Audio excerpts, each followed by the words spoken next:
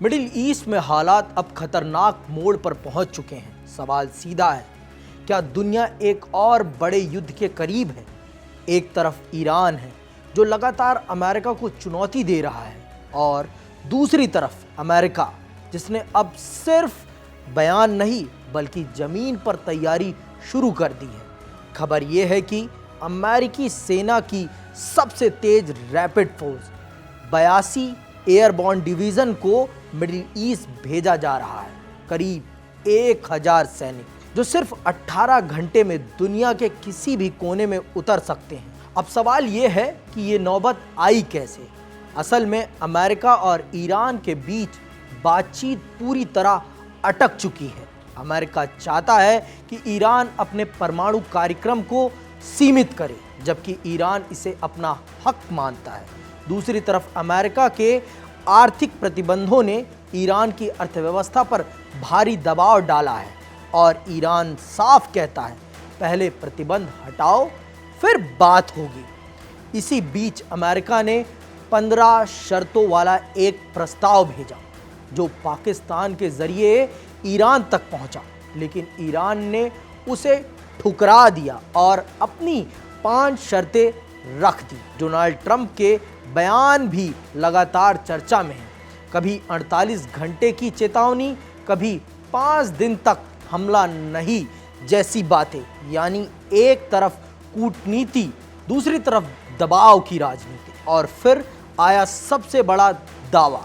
Iran ने कहा कि उसने अमेरिकी युद्धपोत यूएसएस अब्राहम लिंकन की ओर क्रूज मिसाइल दागी। हालांकि अमेरिका ने इसकी पुष्टि नहीं की, लेकिन इस तरह के दावे माहौल को और गर्म कर देते हैं।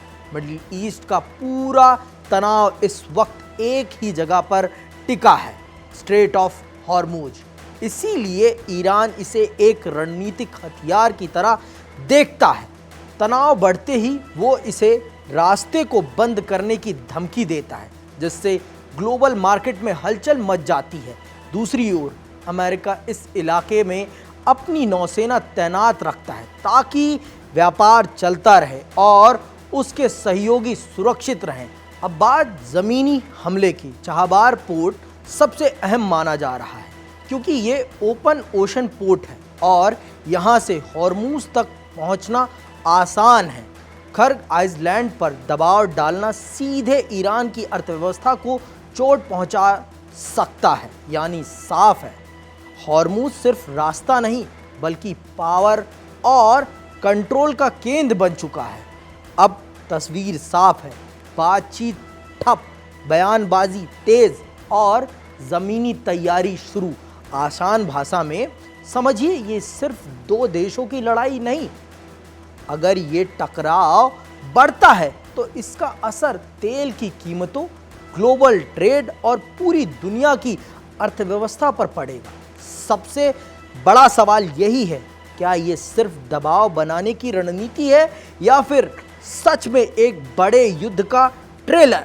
क्योंकि जब सुपर पावर आमने सामने हो तो छोटी चिंगारी भी बड़ा धमाका बन सकती है, और इस बार पूरी दुनिया की नज़र इसी टकराव पर टिकी है।